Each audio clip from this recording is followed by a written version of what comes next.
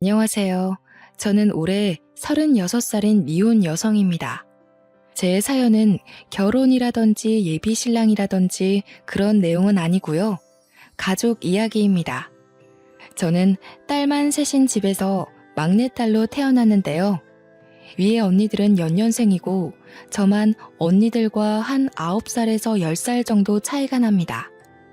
이 얘기를 하면 주위에서는 막내딸의 늦둥이라서 사랑 많이 받고 자랐겠다고 부러워들 했지만 그 말을 들을 때마다 저는 그저 웃으며 자리를 피합니다. 저는 남들이 부러워할 만한 애정을 받아본 적이 없거든요. 오히려 그 반대로 부모님의 무관심 속에서 컸어요. 부모님 원망도 많이 했는데 오늘 이 시간을 통해서 부모님을 향했던 어리석은 미움을 털어버리고자 컴퓨터를 켰습니다. 저는 딸 집안의 막내딸로 태어나 아직 미혼인 상태인데요. 반면 언니들은 둘 다 시집을 갔습니다. 제가 막 20대가 되었을 때 언니들은 아빠가 소개해준 형부를 만나 결혼을 했어요. 저희 집에는 우리 자매가 상당히 꺼려하는 엄한 아빠가 있고 친구처럼 편한 엄마가 계십니다. 언니 둘은 결혼을 해서 집을 나가고 없으니 저만 부모님과 같이 살고 있었어요. 언니들이 집에 없으니까 부모님의 관심이 그나마 저한테 집중되었는데요. 자식이라고 저밖에 안 남았으니 집중할 수밖에 없어서 옛다 애정 받아라 그런 느낌으로 관심을 받았던 기억이 납니다. 원래부터 그렇게 자라왔기 때문에 이 서운함조차 저는 익숙한 사람이었습니다. 우리 집엔 아들이 없어서 부모님한테 장녀가 너무 중요했고 연년생인 둘째 딸의 뒷심 또한 장녀 못지않게 중요한 존재로 대우받았어요. 제가 초등학생일 때 부모님은 고등학생 언니들에게 휴대폰을 해주고 교복 맞춰주고 학원 보내준다고 돈을 왕창 쓰시고 제게는 떡볶이 한 컵 사주신 적이 없으세요. 제가 중학생일 때는 학원은커녕 언니들 취업 때문에 정신없어서 저를 돌봐주지 않았죠. 또 제가 대학을 입학할 당시에 부모님은 언니들 결혼 혼수 대준다고 돈을 쏟아붓던 시기라서 여윳돈이 바닥난 상태였습니다. 제게 첫 등록금만 내주시고 나머지 등록금은 제가 따로 장학금을 받거나 알바해서 번 돈으로 메꿔 넣었죠. 언니들이 학교 다닐 때는 아빠가 직장인이었거든요. 그래서 언니들은 학교 다닐 때 알바 한번 해본 적 없고 등록금뿐만 아니라 용돈까지 챙겨받았던 걸로 기억해요. 저 때는 아빠가 퇴직했던 때라 아빠 힘에 부쳐서 해주고 싶어도 그럴 수 없었다는 거 이해합니다. 그래서 저도 따로 불평을 늘어놓지 않았어요. 물론 저는 집에서 거의 없는 존재나 마찬가지여서 사춘기 투정 부릴 곳조차 없긴 했어요. 언니들 뒤에 가려서 매일 혼자 스트레스 풀고 놀고 그랬습니다. 언니들은 가끔 저더러 부모님이 성적 관리도 안 해주고 놀아도 신경 안 써서 좋겠다고 하는데 그 말을 듣고서 한참 사춘기일 때 저는 언니들이 나를 약올리는 건가 생각이 들었어요. 제가 불평만 안 했다 뿐이지 저는 부모님 관심 받는 언니들이 훨씬 부러웠으니까요. 여기까지만 말씀드려도 제가 어떤 환경에서 어떤 대우를 받고 자랐는지 대충 감이 오시지 않습니까? 다들 아들 하나 낳아야 되는 거 아니냐고 과거에 부모님한테 그렇게 잔소리를 해댔다는데 저희 부모님은 딸 셋이면 충분하다고 아들보다 딸이 속정 깊다면서 시대를 앞선 답변으로 주위의 간섭을 차단했다고 들었습니다. 그 마음이 제게까진 닿지 않았던 걸까요? 제 눈에는 부모님이 아들 없어서 언니들한테 뼈 빠지게 쏟아붓는 걸로만 보였거든요.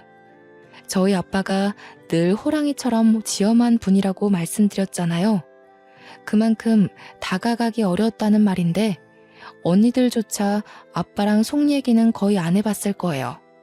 아빠는 평소 저희와 대화를 나눌 때 격식을 차린 자리에서만 저희를 불러다 나앉혀놓고 말씀하시는 분이셨습니다. 주로 사회생활 대처며 앞으로의 계획 등 이런 진부한 얘기를 할 때만 저희에게 대화를 시도했죠. 이런 대화만 하는데 어떻게 마음으로 가까워질 건덕지가 있었겠습니까? 아빠와 저희 자매가 친해지기 어려웠던 또 하나의 이유는 바로 시집이었는데요.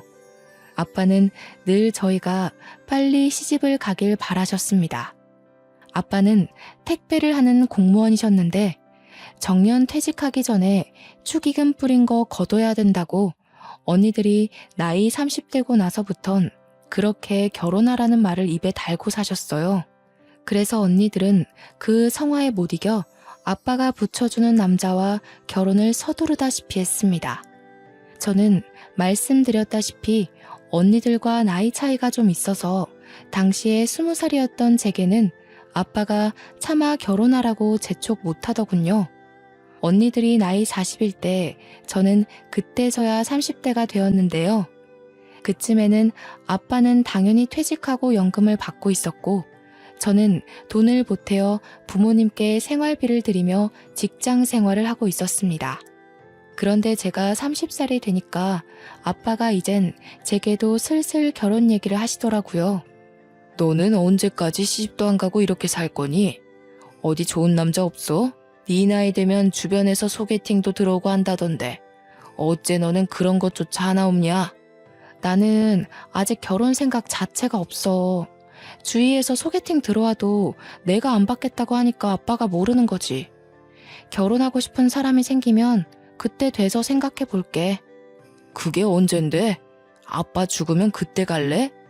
부모 하나 없이 결혼하면 그것도 요즘은 흠이다. 널 늦게 낳아서 그렇잖아도 우리가 사돈 될 사람보다 나이도 많을 텐데 우리 죽고 없으면 너 누구 손잡고 식장 들어갈래? 무슨 말을 또 그렇게 해. 그럼 내가 아무 남자 붙잡고 결혼했으면 좋겠어? 아빠 말대로 시기 맞춰서 억지로 결혼했는데 만약 불행하면? 그건 내 책임이라고 할 거야? 아빠는 결혼이 급하지 않다는 제 생각을 충분히 알 텐데도 저만 보면 결혼 얘기를 꼭 꺼냈습니다. 그래서 최대한 아빠와 말다툼하지 않으려고 아빠가 결혼 얘기할 낌새를 보이면 그 자리를 급히 피하곤 했죠. 그렇다 보니 예전보다 더 아빠와의 대화가 줄어들었어요.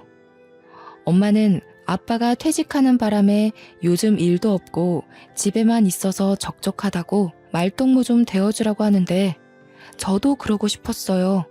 그런데 매번 결혼 얘기로 이어지니까 선뜻 아빠한테 다가가는 게 좀 꺼려지더라고요. 한 번은 아빠의 쓸쓸함을 위해서 부모님이랑 함께 모처럼 소주 한잔 하는 시간을 가졌었는데요. 오붓하고 즐거운 분위기를 만끽하고자 했던 건데 아니나 다를까 아빠가 또 결혼 잔소리를 하는 겁니다. 언니들은 시집 잘만 갔는데 너는 왜 그렇게 못 가냐? 도대체 뭐가 문제니? 내가 네 언니들에 비해 너를 신경 못 써주긴 했지만 해도 너무할 정도로 남자를 안 만나니까 아빠가 걱정이 돼서 그래. 내가 안 만나고 싶어서 없는 거라니까? 솔직히 나는 혼자가 좋아. 결혼도 하고 싶은 사람이 생겨야 하는 거지. 그런 남자가 안 생기면 그냥 혼자 살아도 될 것 같아. 이거 싫고 저거 싫고 그래서 어떻게 결혼해서 남편이랑 어울려 살래? 혼자 살면 그건 뭐 좋은 줄 알아? 나중에 다 죽고 너 혼자 세상에 남겨지면 그것만큼 후회되는 일이 없을 거다. 아빠야말로 왜 이렇게 결혼에 집착해? 어차피 언니들 결혼한 걸로 아빠가 뿌렸던 축의금 다 거뒀잖아. 그럼 됐지. 뭘 나한테까지 바래. 뭐야? 거두긴 뭘 거둬? 아빠가 어디 남들 결혼식에만 돈 뿌린 줄 알아? 돌잔치며 백일잔치며 돈을 안 들인 곳이 없어. 누가 그러래? 그래서 내가 일찌감치 말해줬잖아. 나는 결혼 생각 없으니까 더 이상 돈 뿌리지 말라고. 아빠 멋대로 계속 뿌리고 다녀놓고 왜 나더러 그걸 갚으라는 건데? 적당히 좀 해. 그냥 예전처럼 언니들만 신경 써. 기분 좋은 저녁 식사 자리에서 결국 저는 아니 꼽게 말투가 나갔고 술 한잔 된 아빠는 제 버르장머리에 꼭지가 나가서 버럭 언성을 높였습니다. 저도 그땐 술 때문이었는지 과거에 언니들만큼 못해줬다는 걸로 아빠한테 딴지를 걸고 말았네요. 솔직히 엄마 아빠가 언니만 신경 썼지 내가 뭐라든 관심이나 가졌어? 난 상 같은 거 받아와도 그걸 가방에서 꺼낸 적이 없었어. 왜 그런지 알아? 엄마 아빠는 늘 언니들 때문에 바빴거든. 이럴 거면 차라리 날 낳지 말지 그랬어. 아들도 아니었는데 딸인 거 알았을 때 날 지우지 그랬냐고. 이 녀석이 아무리 우리가 너한테 신경을 못 써줬다고 하더라도 말버릇이 그게 뭐야? 엄마 아빠 사정 몰라서 그래? 어쩜 너는 다 커도 이렇게 어린 생각만 하는 거냐? 그동안 언니들 하는 거 보면서 배운 것도 없어? 여보, 그만해요. 술이 많이 됐네. 그만 정리하고 잠자리에 듭시다. 윤희 너도 들어가서 잘 준비해라. 이건 내일 엄마가 정리할 테니까.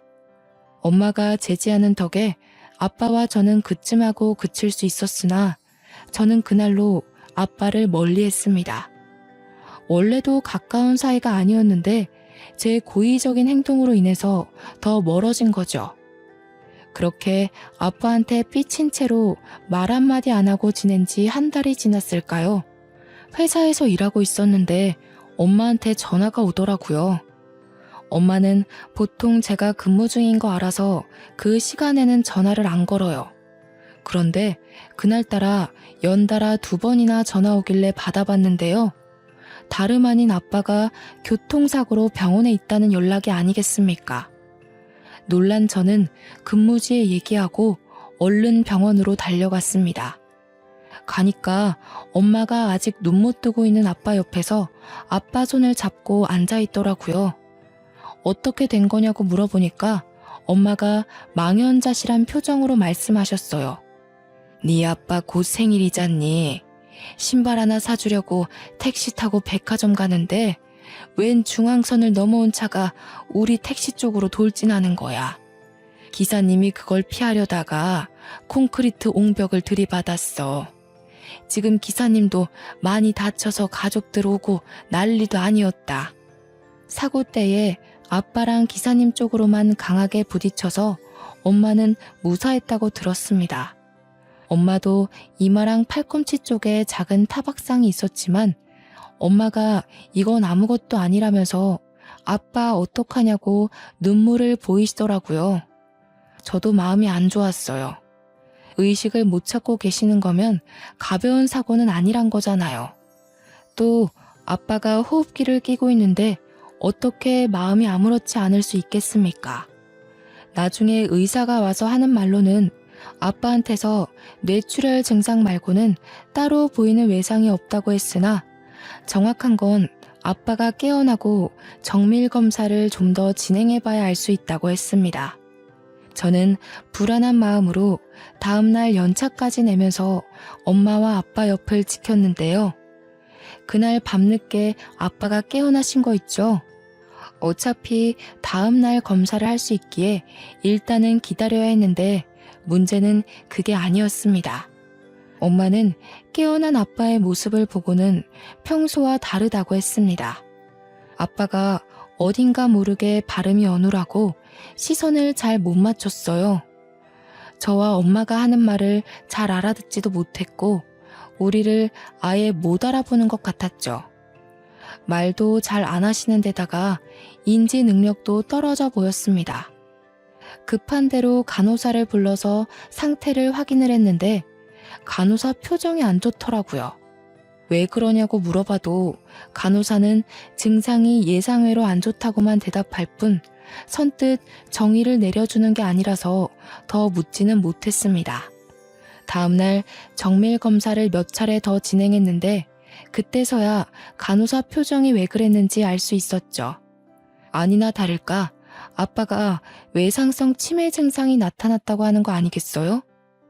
교통사고 후유증이라는데 사고로 인해 뇌신경이 크게 흔들려서 손상이 되어버렸다고 합니다. 그날로 아빠는 62살이란 젊은 나이에 조기 치매 판정을 받았습니다. 완전 집안의 날벼락이 떨어진 셈과 같았죠. 엄마와 저는 너무 큰 충격을 받아서 한동안 크게 상심했습니다.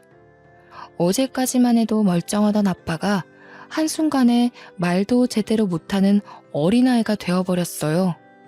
제게 결혼 언제 할 거냐면서 눈을 무섭게 뜨고 몰아붙이던 저희 아빠가 이젠 제 눈도 못 마주친다고요. 이건 아빠와 다투는 바람에 아빠가 미워서 계속 피해 다녔던 상황과는 확연히 다르잖아요. 우리 아빠가 치매라니. 저는 저를 알아보지 못하는 아빠의 모습을 받아들이기가 너무 힘겨웠습니다. 한참 상심 끝에 저는 연락 뜸하게 지냈던 언니들에게 이 사실을 알렸고 언니들이 그 주 주말에 병원을 찾아왔어요. 다른 지역에 사는 사람들이라서 본래 하던 일도 있고 주말에 시간 맞춰 오느라 다소 늦게 아빠를 살피러 왔는데요. 그래도 윤이 있어서 다행이다. 엄마 혼자 있었으면 봐주기 힘들었을 거잖아. 이게 보험 처리가 되는 문제였던가? 보험사 연락해봤어?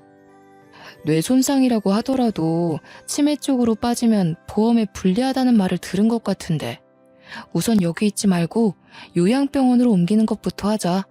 여기 병원 돈 많이 나와. 명절이 아니고서야 만날 일이 없어서 언니들과는 오랜만에 만나는 거였습니다. 그런데 저와 엄마와 달리 언니들은 아빠 증세를 보고도 생각보다 덤덤한 반응이더군요. 사정을 더 들어보니까 둘째 언니는 이미 심호되는 사람이 치매로 있었고 첫째 언니는 아빠한테 어릴 때 싸대기 맞은 기억 때문에 원래부터 아빠를 별로 안 좋아했던 거였어요. 그래도 그렇지 부모님이 사고가 나서 평생 장애를 안고 살게 생겼는데 너무 무심한 거 아닌가 싶더라고요. 아빠 병원비 나 혼자 감당하기 어려워. 당분간 검사도 주기적으로 받아야 된대. 엄마랑 나 생활할 돈 다 쏟아 부어도 부족할 판이야. 언니들이 돈 좀 보태줘야 돼. 우리 부모님 일이니까 저는 당연한 일이라 생각하고 제안했던 건데 형부들도 그렇고 언니들도 그렇고 제 말에 선뜻 대답하지 않는 겁니다. 서로 눈치를 보고 있는데 그 꼴이 딱 봐도 돈 나가는 게 아까워서 고민하는 모습이었습니다. 아이고 됐다. 무슨 가정 있는 사람들한테 돈을 달라고 하니 자기 식구들 먹고 살 여건도 빠듯할 텐데. 내가 저기 외가 쪽에 알아볼 테니까 너희들은 아빠 신경 쓰지 말고 한 번씩 안부 전화나 줘. 바쁜데 그만 돌아가도 좋아. 아무래도 엄마 또한 언니들과 형부들의 태도를 눈치챘나 봅니다. 괜히 거절당할 게 뻔해 보였는지 애초에 도움을 청하려고 하지도 않더라고요. 저는 이건 아니지 싶어서 막내지만 다 큰 언니들 앞에서 한 소리하고 말았습니다. 자식들이 버젓이 있는데 뭐하러 남한테 돈을 빌려. 우리가 보태서 아빠 병원비 하면 돼. 언니들이 좀 보태줘야지. 형부들 돈 많은 사람이잖아. 다른 사람도 아니고 우리 아빠가 위급해. 아빠가 언니들한테 쏟아부은 돈이 얼만데 병원비 한 번 대주는 게 그렇게 싫어? 아빠한테 쓰는 돈이 아까워서 이러는 거야? 넌 따로 챙길 식구가 없으니까 그런 맘 편한 소리 하는 거지. 그리고 아빠가 우리한테 돈 쏟아부었다고 해서 우리가 마냥 행복했을 것 같니? 나랑 언니는 그게 제일 불행이었어. 제발 아빠가 우리한테 신경 좀 꺼주길 바랬다고. 사사건건 간섭받는 게 얼마나 숨막히는지 모르지 넌? 됐어. 우리끼리 싸워봤자 뭐해. 윤희야, 일단 병원비에 대해서는 우리가 의논해보고 연락해줄게. 근데 언니가 한마디만 하자. 보이는 대로만 생각하지 마. 우리한테는 아빠 울타리가 지옥이나 다름없었어. 저는 그냥 자식된 도리로서 병원비 좀 보태달라고 했을 뿐인데 제가 이런 경고까지 들어야 할 정도로 잘못했던 걸까요? 첫째 언니나 둘째 언니나 제 말에 울컥해서 아빠에 대한 반감을 고백했는데 이 자리에 아빠가 있다는 것도 잊었나 봅니다. 아무리 아빠 정신이 온전치 못한 상태라고 해도 아빠가 함께 있는 자리였단 말이에요. 어떻게 저리 기본적인 도리도 없을 수가 있죠? 엄마는 이미 언니들을 등지고서 아빠만 살피고 있었는데 표정을 보니까 언니들한테 실망한 기색이 역력했어요. 그런데도 그 실망한 표정을 언니들한테는 들키지 않으려고 숨기더군요. 언니들은 그 정도의 말밖에 안 하고는 고작 병실에 30분 정도 있다가 우르르 나가버렸습니다. 심지어 전화로 연락해준다고 하더니 며칠을 기다려도 전화 한 통이 안 오더군요. 그래서 제가 작은 언니한테 먼저 전화를 걸었습니다. 내 돈이 아니잖아. 나도 그날 집에 내려가는 길에 네 형부랑 많이 다퉜어. 지금 합의본 액수가 한 100만 원이거든? 더는 어려워. 100만 원? 아니 병원비에 앞으로 요양비까지 들어갈 돈이 많아. 그럼 나랑 엄마는 손가락 빨면서 지내? 아무리 출가 외인이라지만 너무하는 거 아니야? 그럼 어떡하라고.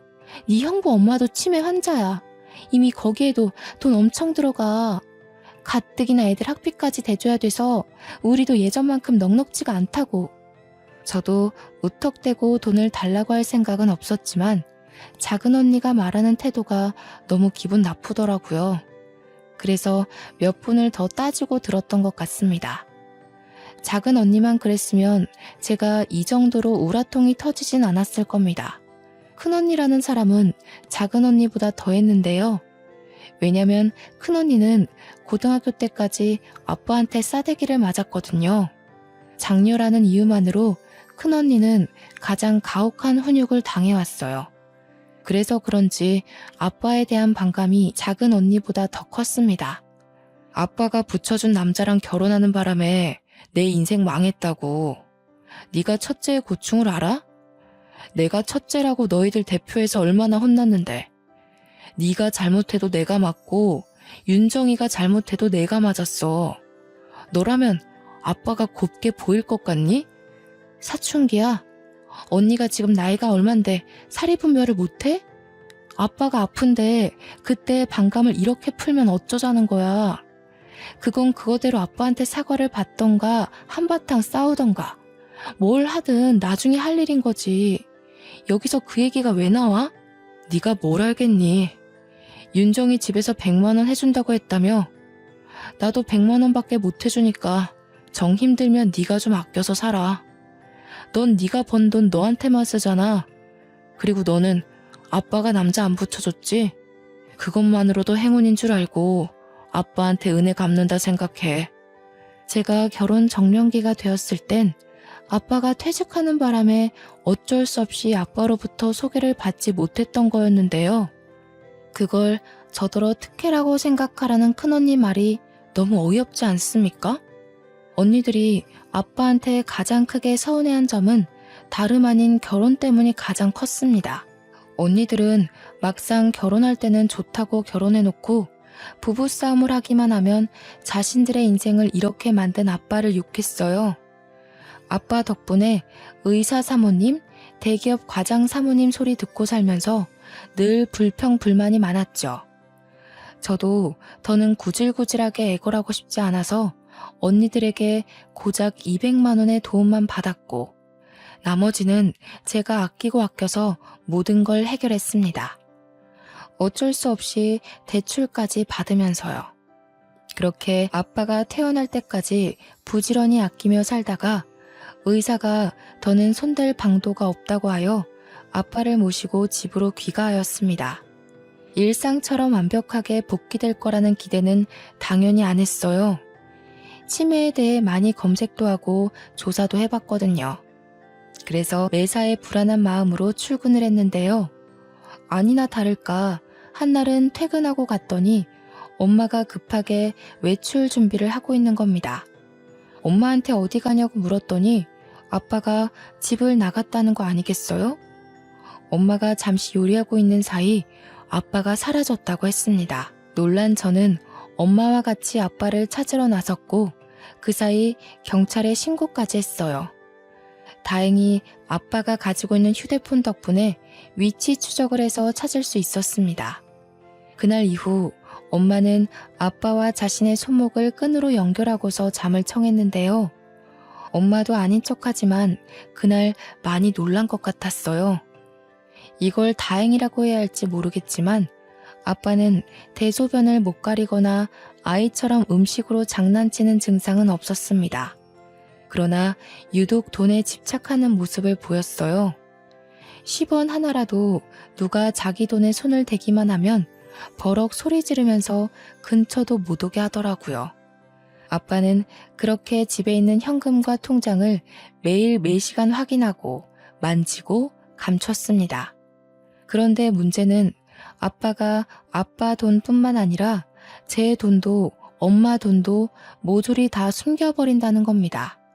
자기 것도 아닌 카드랑 통장까지 모두 보이기만 하면 다 제 것으로 여기며 훔쳐갔어요. 한날은 출근한다고 바쁘게 나갔는데 차에 기름이 없길래 주유소에 잠깐 들렸거든요. 그런데 아무리 뒤져도 가방 속에 지갑이 없는 거 아니겠습니까? 전날 출퇴근할 때만 해도 지갑이 있었는데 다음날 아침에 없다는 건 퇴근 이후에 사라졌다는 거잖아요. 저는 아빠가 치매 걸리고 난 후부턴 퇴근하고 어딜 들린 적이 없어요. 무조건 집에 붙어 있었거든요. 그렇다는 말은 제 지갑이 집에서 없어졌다는 말밖에 안 되는데 그 순간 저는 쎄한 기분이 들면서 설마 싶더라고요. 엄마한테 전화했더니 엄마 생각도 아빠 짓이 맞는 것 같다고 하는 겁니다. 엄마가 아빠 자는 사이에 몰래 확인해서 있으면 빼내서 갖다 주겠다고 했습니다. 아빠의 이런 행동은 제가 근무지에서 일 때문에 예민해진 날이면 좀 스트레스로 와닿았어요. 그래도 참을 수 있을 정도라 여태 직접적으로 따지지는 않았죠. 저는 차를 몰고 집까지 결국 돌아갔는데요. 아무리 기다려도 엄마가 안 나오는 겁니다. 다시 전화했더니 이젠 전화도 안 받더군요. 결국 제가 올라갔는데 문을 열자마자 싸우는 소리가 들렸어요.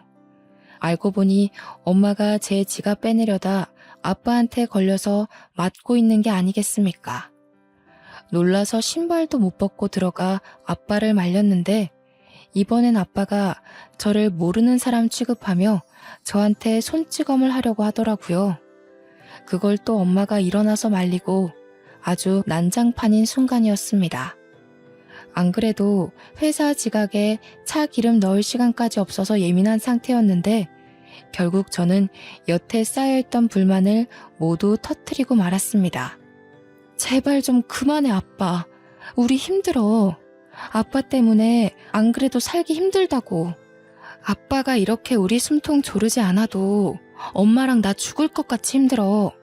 아빠 때문에 나 회사 잘리면 아빠 뭐 먹고 살 건데? 우리 어떻게 살아가냐고. 제발 그냥 가만히 좀 있어주면 안 돼? 아무것도 하지 말고 제발 좀 얌전히 있어. 그러면 안 되는 줄 알지만 제가 울면서 악을 썼더니 아빠가 올리고 있던 손을 내리더군요. 그리곤 엄마를 밀치고 다시 제 지갑을 들고 가 꽁꽁 숨기는 짓을 이어갔어요.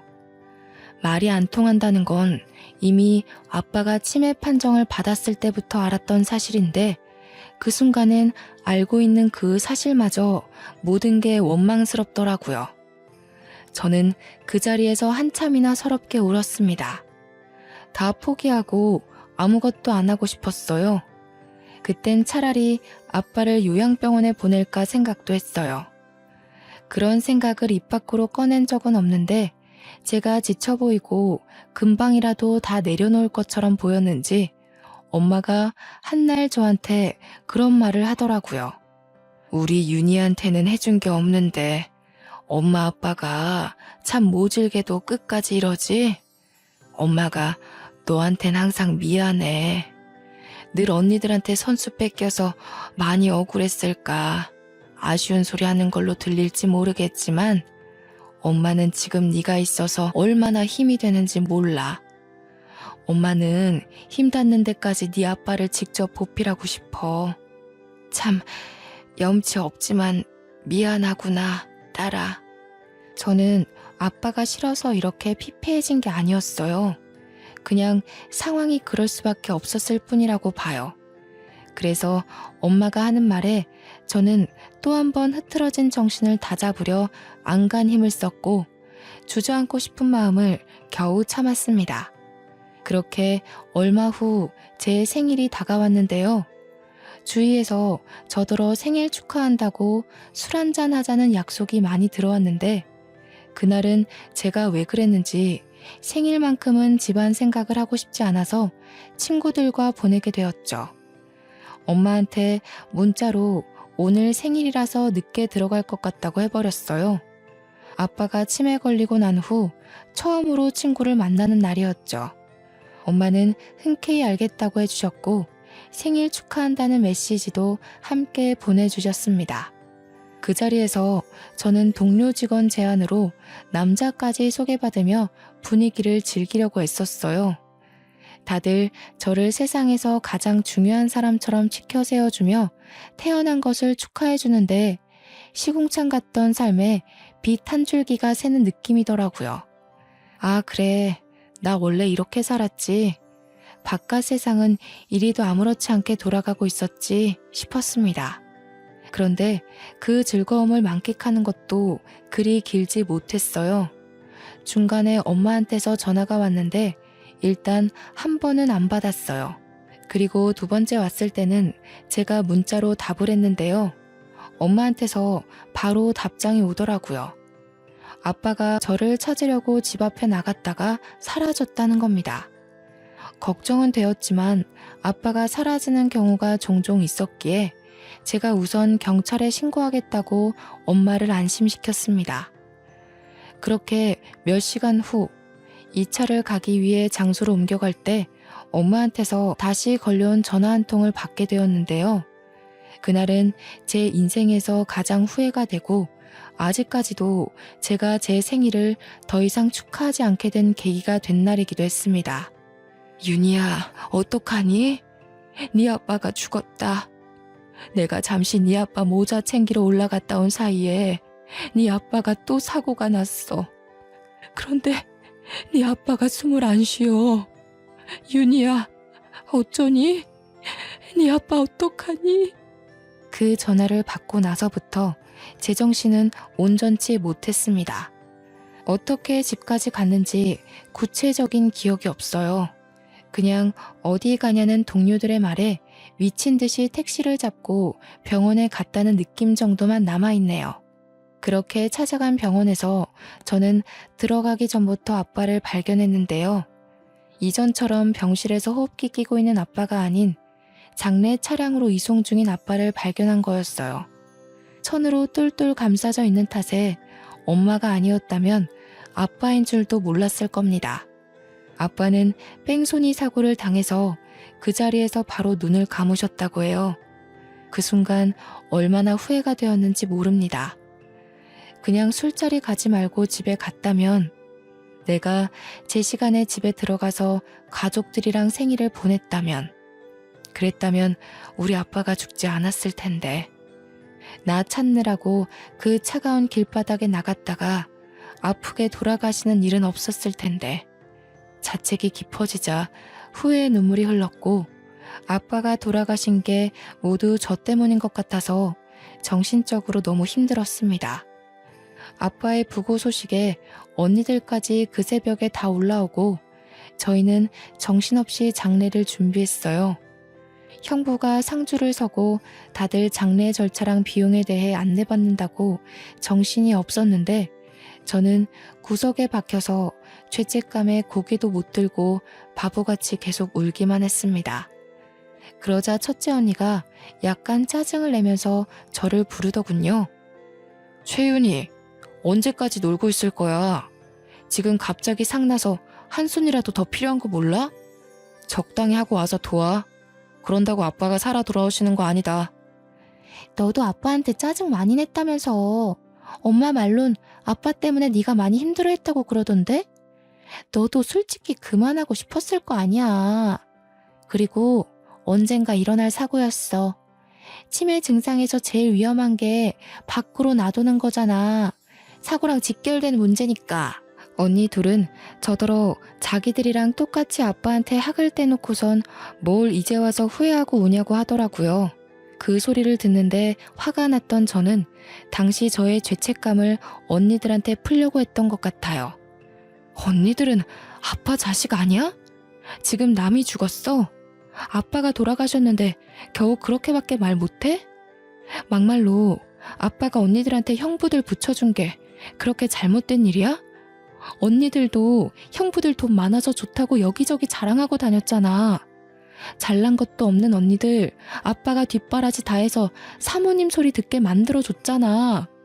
어머머, 우리가 무슨 자랑을 했다고 그래. 너 없는 소리 지어내고 그러는 거 아니다. 잘 모르면서 어줍잖게 시비 걸지 마. 그리고 방금 잘난 것도 없다고 했니? 너만큼 잘난 게 없겠어? 머리에 피도 안 마른 게 기어오르네. 아빠 방법이 틀렸다고 해도 나는 언니들이 그걸 이해해줄 나이가 됐다고 봤어. 나도 아빠가 어떤 마음으로 언니들한테 애썼는지 알겠는데 언니들은 대체 왜 몰라? 아니면 알고도 그냥 모르고 싶은 거야? 어떻게 그 나이 먹고도 철이 없을 수가 있어. 이게 술 먹고 왔다더니 돌았나. 조용히 안 해? 사람들 다 보는 데서 교양 없게. 너야말로 생일 파티한다고 철없이 술 먹다가 온 거잖아. 네가 술 먹는다고 늦게 오지만 않았어도 아빠가 밖을 나갔겠니? 그렇잖아도 제가 스스로 자책하고 있던 부분을 작은 언니가 콕 집어 얘기해주니까 순간 목구멍이 턱 막히더라고요. 당시에는 그랬어요. 아무리 이런저런 이유를 갖다 붙여도 아빠가 돌아가신 건 결국 저 때문이라는 결론밖에 내릴 수가 없었죠. 저제 이러지 말고 그냥 앉아서 쉬어. 우리가 다 할게. 그리고 이거 돈 필요하면 나한테 따로 연락해. 내가 처제라면 얼마든지 보태줄 수 있어. 형부가 슬쩍 제 손에 무언가를 쥐어줬는데 다름 아닌 돈이었습니다. 그러면서 제게 귓속말로 덧붙이는 말이 부르기만 하면 언제든지 서울로 올라온다는 겁니다. 아, 그러고 보니 현실 때문에 잠시 잊고 살았는데요. 제게는 언니들한테 말 못했던 엄청난 비밀이 하나 있었습니다. 큰형부, 작은형부 둘 다 제게 다른 마음을 품고 있었다는 거예요. 과거의 형부들은 하나같이 전부 언니들을 소개받고도 저한테 따로 관심을 보였습니다. 막내딸은 얼굴도 안 보고 데려간다는데 제가 딱 그 짝이었거든요. 제 입으로 이런 말 하기 좀 그렇지만 우리 세 자매들 중 제가 가장 외적으로 뛰어난 편이었어요. 부모님이 뒷바라지 팍팍 해줘서 잘 나갔던 건 언니들이었지만 주위 이웃이나 지나가는 사람들은 외적인 것 하나만 보고서 언니들이 아닌 제게 더 많은 관심을 주었습니다. 형부들도 마찬가지였죠. 비록 아빠를 통해서 언니들을 소개받았지만 사실 저와 결혼을 하고 싶었던 겁니다. 형부들은 언니들이랑 결혼하고도 신혼 초에 저한테 연락을 많이 보냈었어요. 저는 그 잘못된 관심을 받고도 언니들 가정을 파탄내고 싶지 않아서 그냥 모른 척 넘겼습니다. 당시는 제가 너무 어렸기도 해서 이 사실 자체가 그저 미안하더라고요. 그래서 언니들한테 영원히 숨길 비밀로 혼자만 알고 있던 사실이었습니다. 그런데 장례식장에서 저는 그 마음이 틀어지고 말았죠. 당장 이곳을 초토화시켜버릴 수 있었지만 저 또한 아빠한테 잘한 것 없는 입장이기에 일단 장례만큼은 조용히 치르고 싶었어요. 그래서 우선은 참고 넘겼습니다. 아마 언니들은 형부들의 흑심을 까맣게 모르고 있을 겁니다.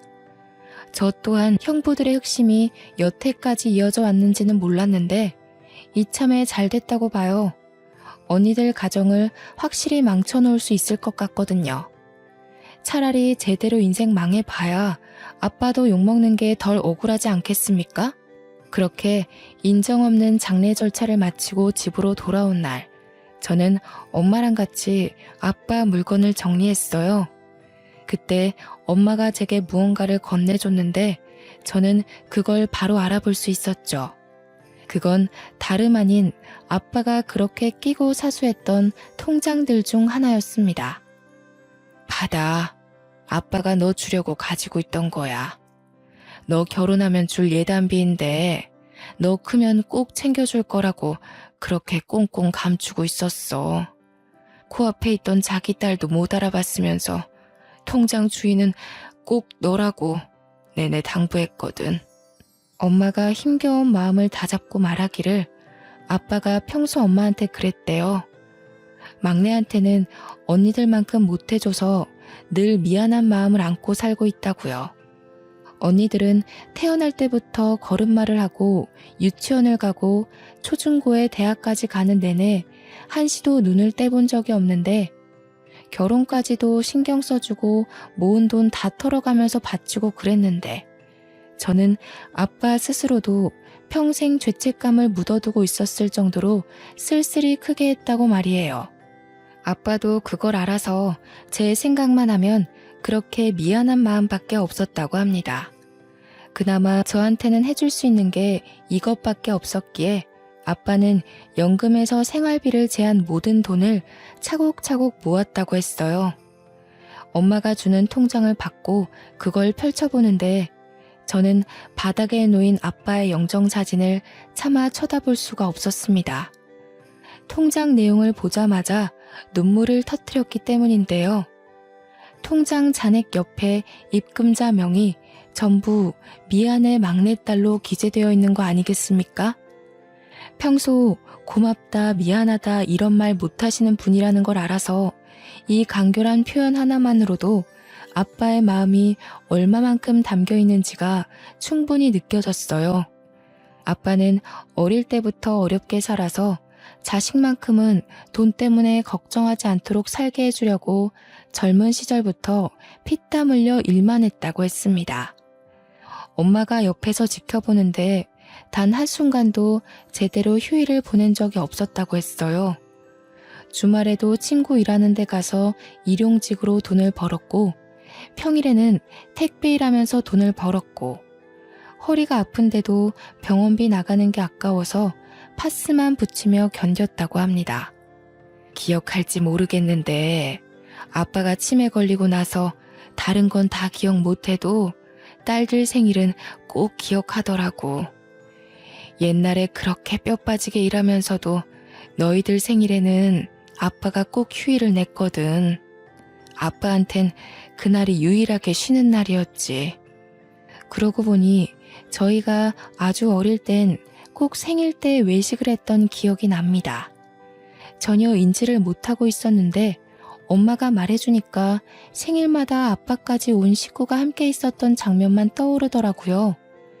그래서 아빠 사망한 그날도 제 생일인 걸 알았던 아빠가 제가 늦게까지 집을 안 오니까 무슨 일 생긴 것 같다고 나선 거였다고 하네요. 이 말을 듣고서 저는 더없이 오열을 했습니다. 아빠를 너무 몰라줬던 것 같아서 마음이 아플 정도로 미워졌어요. 그러면서 동시에 언니들을 향한 증오는 갈수록 더 커지더군요. 그래서 저는 마음을 추스르고 난 후에 바로 일을 저질렀습니다.